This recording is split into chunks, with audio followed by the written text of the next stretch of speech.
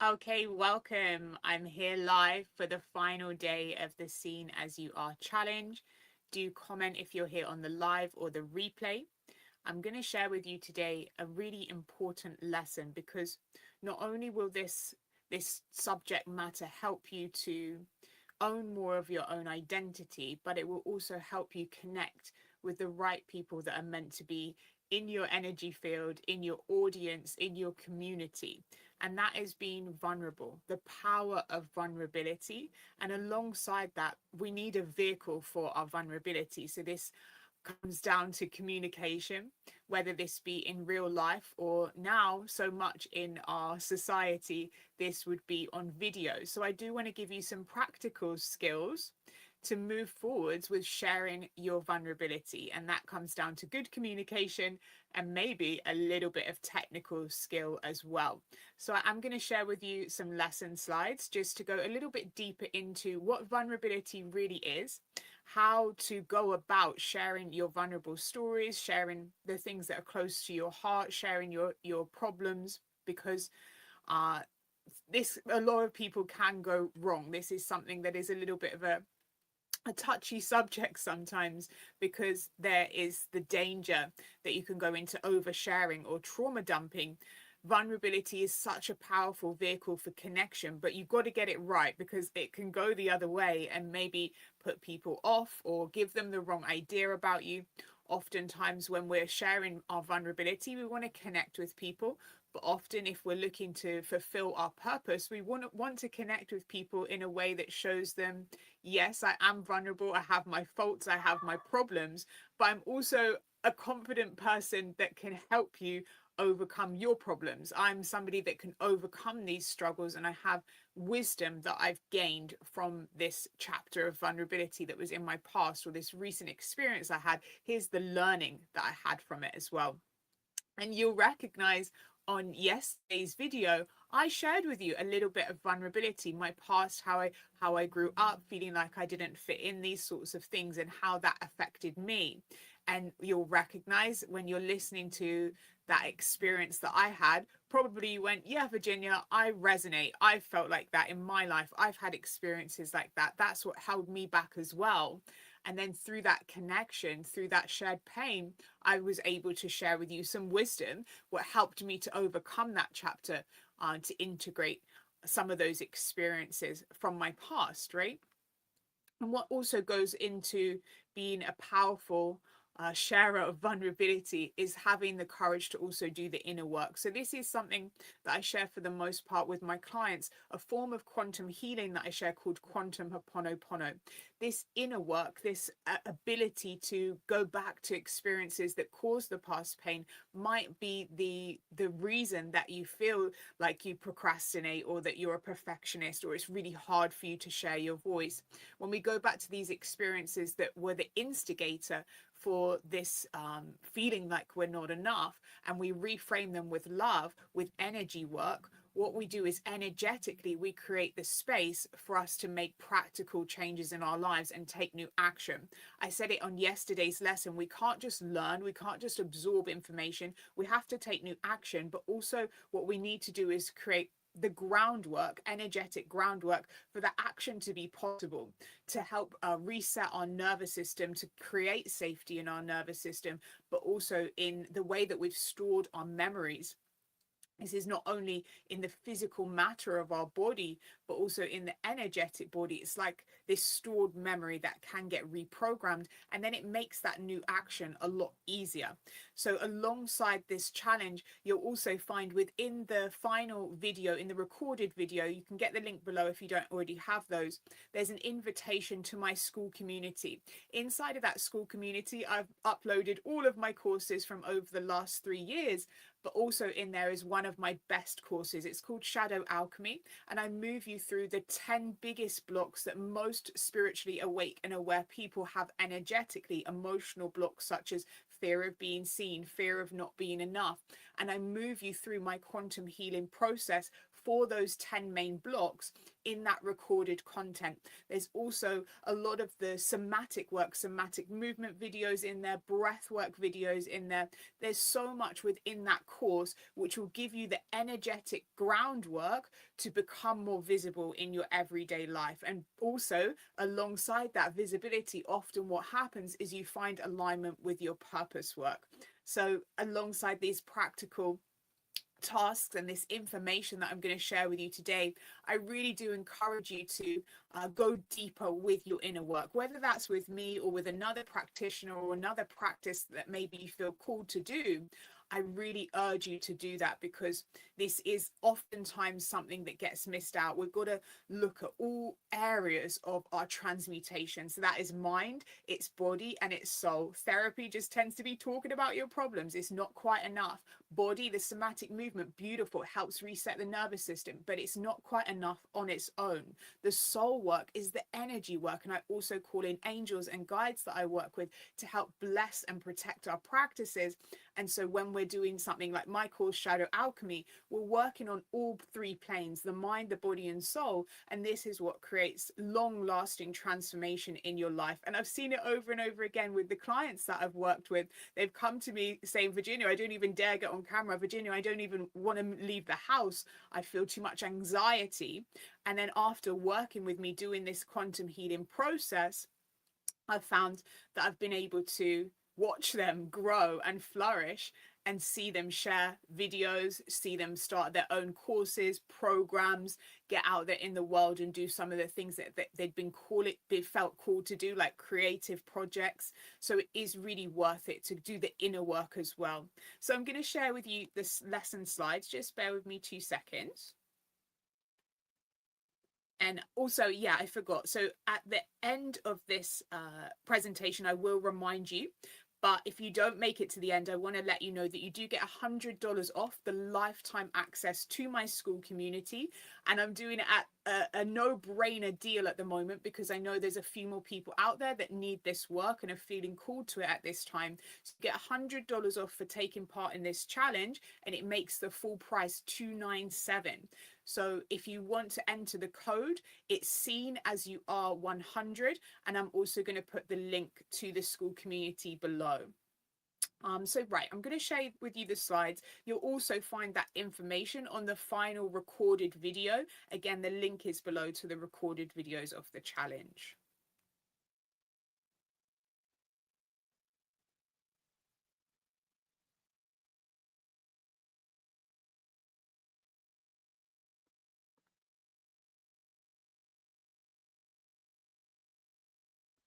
So being seen, being vulnerable. So do let me know in the comments, whether you're here on the live or the replay, do you struggle with sharing your vulnerabilities? Do you struggle to share your problems with others, to share what maybe affected you growing up or in your experience right now of life?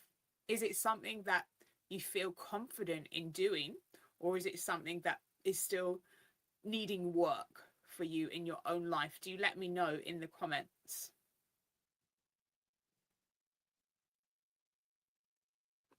So the quote that I wanted to share with you today for this presentation is a beautiful one. The privilege of a lifetime is to become who you truly are. Carl Jung. The privilege of a lifetime is to become who you truly are. Carl Jung. So it's difficult, right? In our society right now, it's super difficult for us to be our authentic selves because of the way society programs us. We've got everything thrown at us from birth, basically. Advertisements telling us we're not enough. School teachers, perhaps, exams really early on in life. Maybe you had parents that wanted you to achieve certain exams or get a specific job. Maybe you had a relationship that scarred you from really opening up again. We have so much in society that prevents us really from being our authentic selves. But it's worth it to do the inner work, to take practical action, to uncover and express that true self once more, because it's really a gift. The most beautiful gift that you can give to this world is to be your true self, because in that uniqueness, you give an offering. You give an offering of your divine spark. And this in itself is your purpose work. I think a lot of the times we can make it too complicated, like, oh my goodness, what is my purpose? It's really important that I change the world for the better in some massive way. But oftentimes your purpose work can be just that small action of having the courage to be your true self. That in itself is a protest to the way society is set up right now. And just by being your true self, you are a light to other people in the world. They see you walking, talking just as you truly are, and you inspire other people to do that. And the more that collectively people do that, the more, of course, collectively we make a positive change.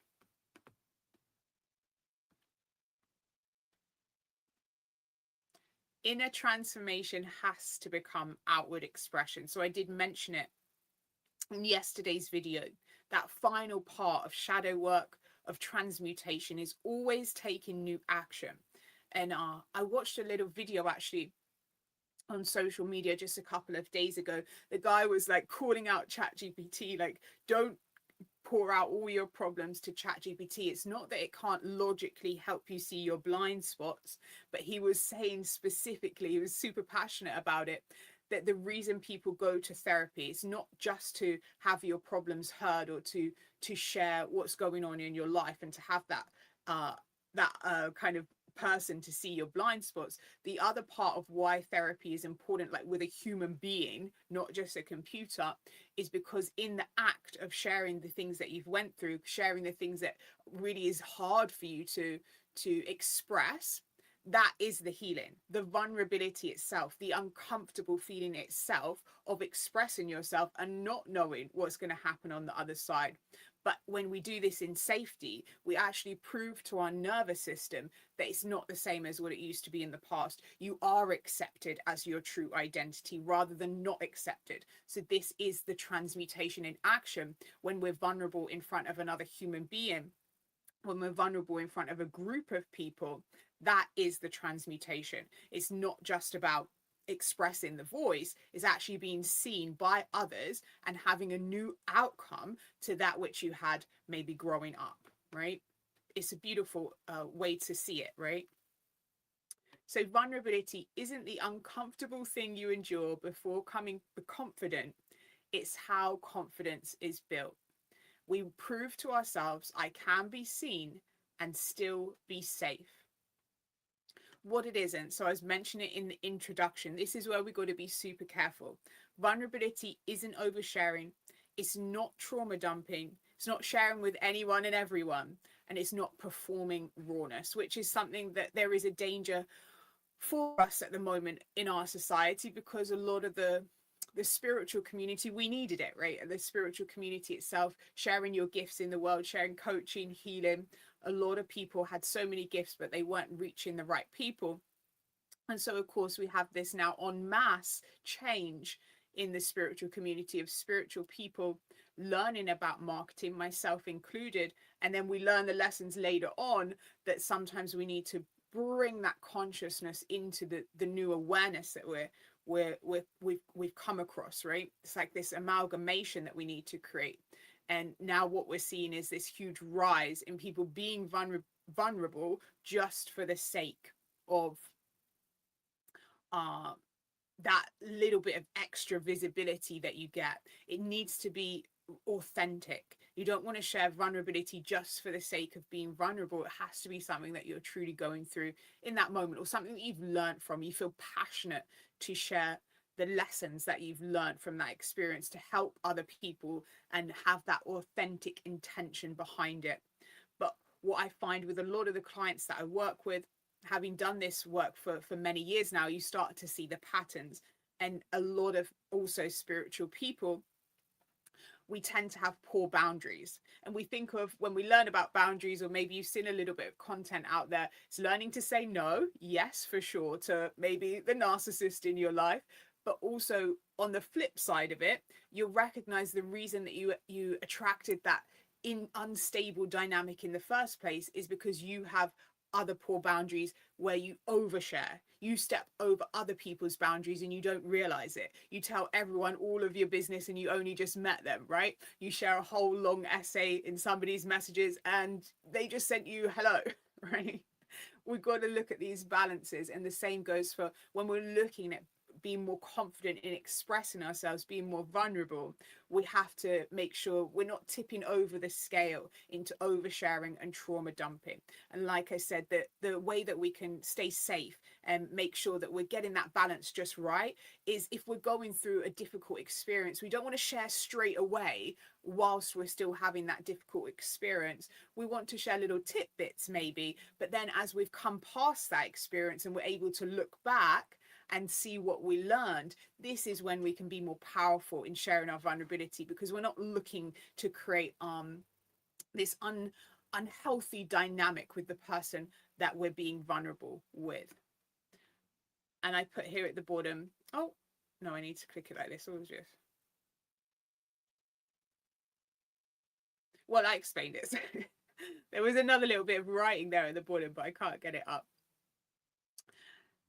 So the next one. Oh yeah, there it was. No. One day I will work out how to do that properly on the slides. So what are we really afraid of? Usually the deepest fear isn't what if I look silly. What do you think it is? Do you let me know in the chat? What do you think that you're really afraid of when you hold yourself back from being vulnerable? If it's not what if I look silly? And I can't do the reveal. Let me just try one more time. No. So what this says at the bottom is, what if I am vulnerable and I'm rejected? Yeah, not what if I look silly, but what if I have the courage to be vulnerable and I'm still rejected in my true, authentic self? So I want to help you to overcome maybe that true fear underneath it all, and help you to recognize that that vulnerability is the most powerful thing on earth. The power of authenticity, which so often is sharing our vulnerability, is one of the highest frequency things that we can do. And this is something that's also oftentimes misinterpreted in the spiritual community. We look at that vibration scale, we've got low emotions at the bottom: anger, sadness, grief, apathy. I think maybe you've seen that vibration scale. It's all around the moment in many teachings. If not, if on the edit I will add it in. We've got the low emotions at the bottom of the frequency scale, and then at the top of this scale we've got joy, peace, happiness, right? But actually now it's being proven, and scientifically it's proven now, that even when you're in low emotion, this can actually be a high frequency thing. It's being the observer of that emotion and being the witness of it, being truly present with it, that creates the high frequency energy. And this is why you'll find that meditators often have really high vibrations, but they'll be often sitting many hours per day, if it's a monk in the monastery, with what is here right now. And that's not always going to be happy, high frequency emotion, or what we would tend to have used to have called high frequency. Oftentimes they will be sitting with the uncomfortable feelings, but they're witnessing them and being present. And this is what makes you a truly high frequency being. So when we're vulnerable, when we share our authenticity, we're actually in a really high vibration state. High vibration equals true coherence. High vibe doesn't mean happy, positive, or peaceful all of the time. It's actually this authenticity is the key to effortless manifestation.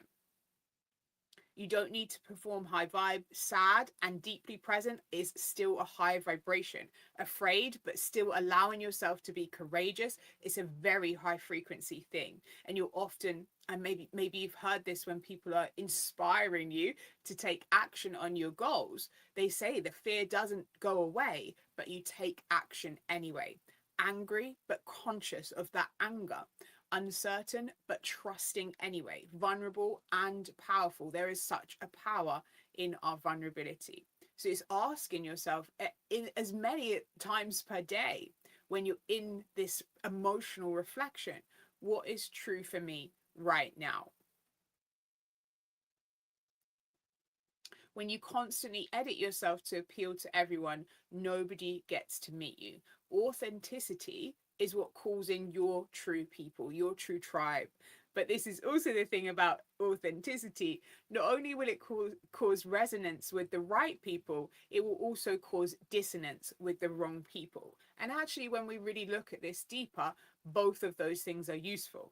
We want the people that are connected to our true selves to be around us. And of course, this is also going to mean when we're in our authentic expression, we're going to repel certain people. And we have to get okay with that. And this is why you'll often find on the spiritual awakening journey, the self development journey, there is this chapter of your life where many people fall away. And this will come in cycles, because if you are continuously evolving as a person, if you're continuously being courageous and moving forwards on your goals, having the courage to do the inner work, then of course you're going to be evolving as a person. And that will mean sometimes you go through cycles of life where you're just naturally, energetically rejecting the people that aren't right for you. So, being seen over becoming an influencer. We don't have to be doing the social media thing to be seen and be vulnerable. We don't have to have a massive audience. Like the last slide said, this is about our authentic expression and calling in our people. And I was pondering this just last week, right? It's not actually natural for us to be connected to billions of people via social media all of the time.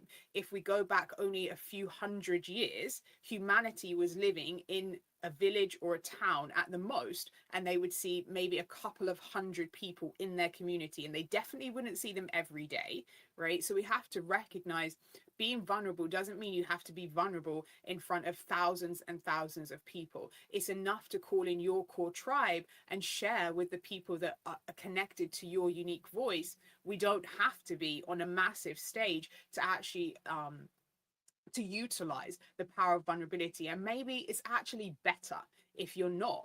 Our message can get out there in many ways. It doesn't necessarily have to be becoming an influencer. But I want to encourage you to speak up, share your art, host the gathering, promote the course, express the opinion, share what matters, because this is your light work in action, but also this is what's going to fulfill you in life.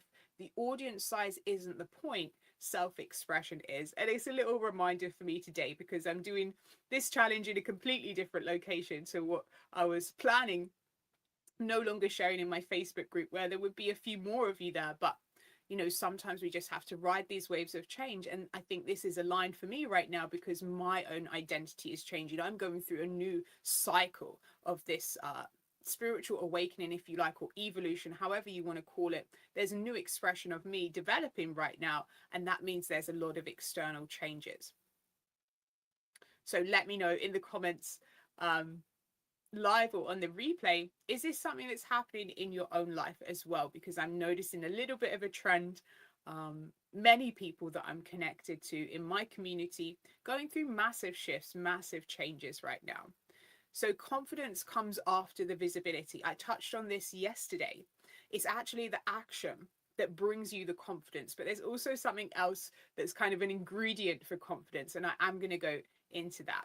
Is actually action, evidence, confidence, right? We think, oh, I need to be confident and then I'll take the action, and then comes the visibility. But it's the other way around. Action, new evidence, learning, confidence.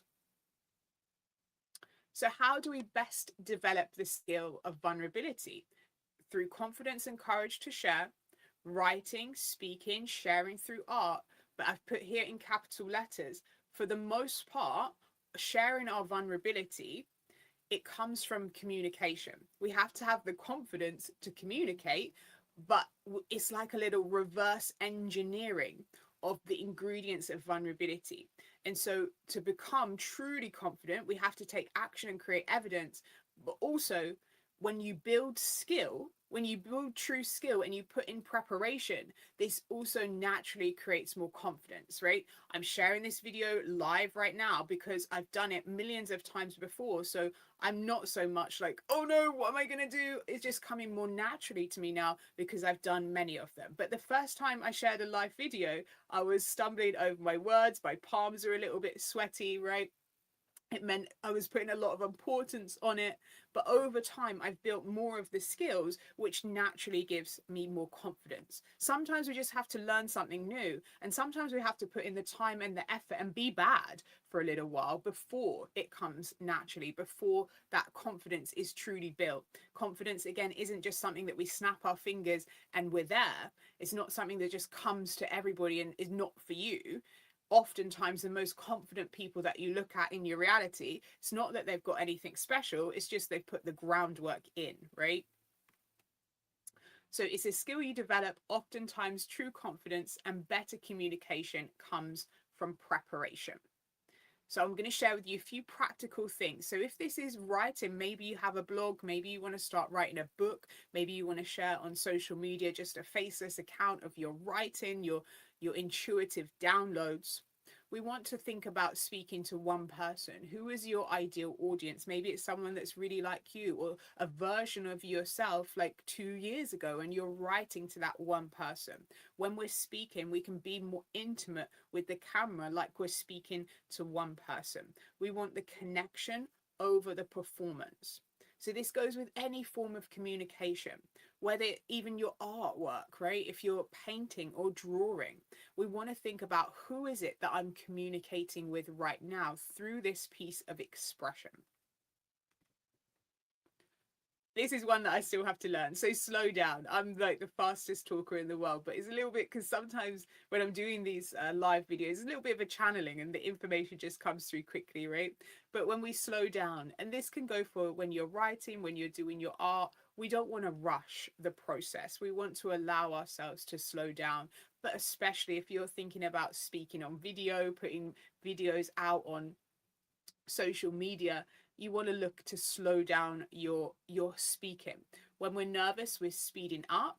So pause, breathe, and finish the sentence slowly, and you'll find naturally you start to feel less nervous, because like we said in yesterday's lesson, the body is so connected to the mind. So if you slow down your movements, you slow down your voice, you're going to allow yourself to feel less anxious. But it also creates an air of authority, confidence, presence, and safety.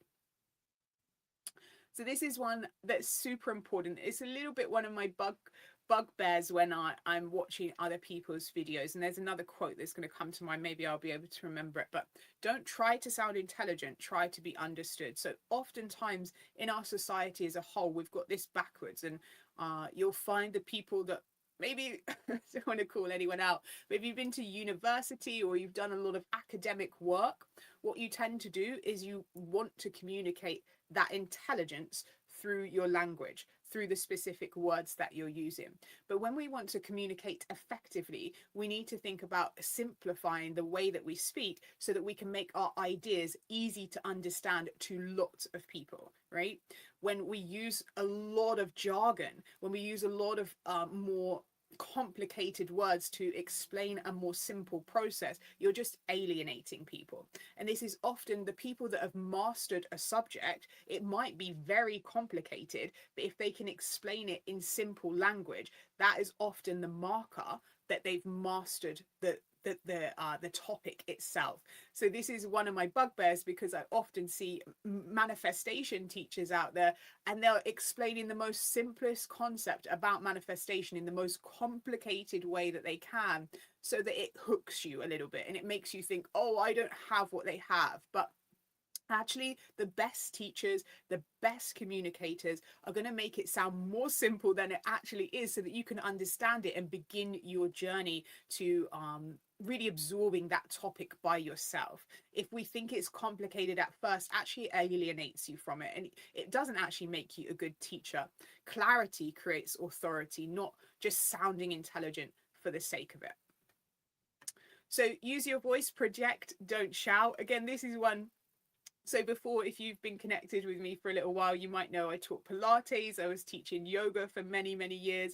So projecting my voice and making my voice loud is just something that I do naturally, because of working in environments where there's a lot of people in the room. So I do tend to do it a little bit too much on camera, but If you're doing a speech to a room of real people, you're going to need to make sure that you are projecting your voice and that people can hear you. One of the things that trips people up the most is if you're speaking to a group of people and they can't hear you. It doesn't matter how great the thing is that you're saying. If they can't hear you, they can't connect with you. We want to pronounce our words properly. Again, this is where a lot of people trip up. If you're speaking fast, it's difficult to pronounce, but also it's the way that you use your mouth. So even though I am speaking fairly fast, for an native English speaker, it's still understandable because I'm using my mouth to pronounce the words properly. Pacing, so we want to go a little bit faster sometimes, a little bit slower sometimes. This helps to keep people engaged and give a little bit of a pause here and there so people can absorb the information. Yep, your voice isn't merely carrying the message, it's part of the message. So I was touching on it already, but your body language. Our body is speaking to our mind is speaking to our body. So even if you're not feeling confident, if you raise and open up your chest, you sit a little straighter, relax your shoulders, use your hands a little bit to communicate, look directly into the lens or into the eyes of the people that you're speaking with, breathe a little bit slower, you're going to find you're embodying the message and you're embodying confidence, even if you're still practicing being the most confident version of yourself. Look at the lens, not at your own face. So this is if you've got a mirror camera. On this one I don't, but I do tend on Zoom to be a little bit guilty of that still these days. It's a bit difficult sometimes not to check whether you're connected to the camera, but shift from how do I look to how can I connect.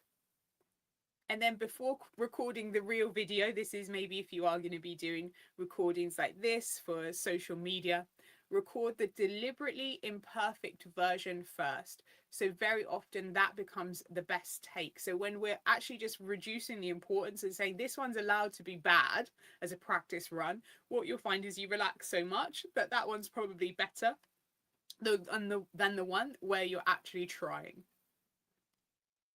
You don't need to ever edit every pause, breath, laugh, or stumble. Leave some humanity in. And I think especially now in this age of AI, ChatGPT being everywhere, all over the information that we consume, we want more of it. I'm allowing my spelling mistakes to be in my writing more. I'm allowing my videos to be less and less perfect because people need it. We need a break from this polished perfection, especially now. People don't connect with your polish, they connect with your presence. You don't heal privately and then become visible. Visibility can be part of the healing. It is safe to be seen as I am. And this is a great affirmation. So I was mentioning this on day one. You'll find day one in the recorded version of this challenge. When I first had my spiritual awakening, I did a lot of affirmation saturation, and this helped me to get through that difficult in-between stage where I was becoming someone new, but the old me hadn't quite left and I needed that reprogramming. So self-worth affirmations are amazing, affirmation saturation, but including something to do with visibility, you're going to help reprogram the subconscious with this affirmation that is natural for you and it's safe. So this is your task. Within the next 24 hours, share one thing that feels slightly more vulnerable than usual. And you get extra points if you can do this on video.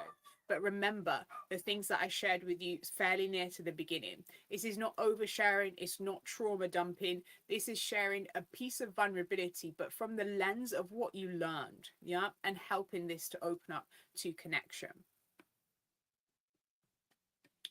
So if you do want to keep going, I mentioned it at the beginning, you can join the Conscious Leaders Collective. This has courses inside there, not only my Shadow Alchemy course, but my psychic development course called the Psychic Power Activation Program. I've got my conscious business courses in there if you are looking to start doing coaching, healing work, and you need a vehicle and information on how to actually get your work out there and connect with clients. I've got manifestation courses in there. And the beautiful thing about the school community is we have a monthly call, and I'm also going to be starting from next month a weekly meditation inside of that school community, so you can connect with other like-minded beings. I do hot seat coaching on that monthly call, so if you have any questions about any of the courses, I'm there to help you in real time. And you can also leave any question that you want to inside of that school community, and I'm going to help you.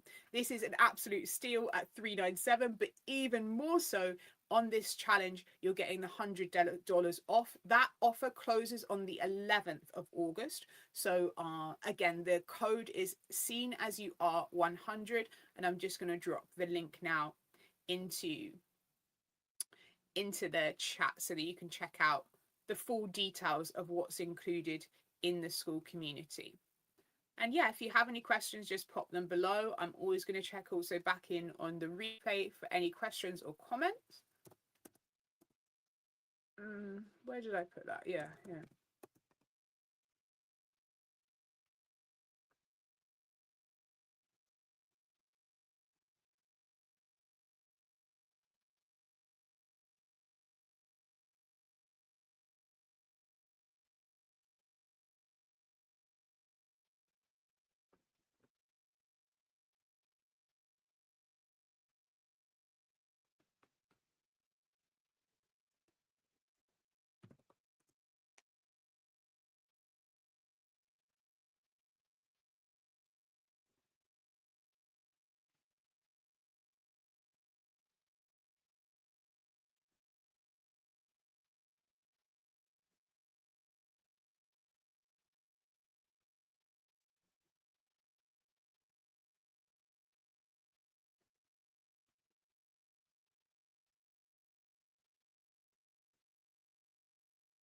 Oh, okay. I'm going to add the comment after it. Seems I can't comment. Oh, no, there it is.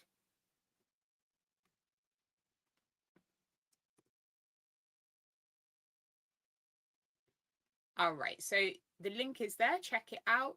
And like I said, I'm going to announce that winner on August the 8th for this challenge. And I'm going to drop an email to those of you that have registered.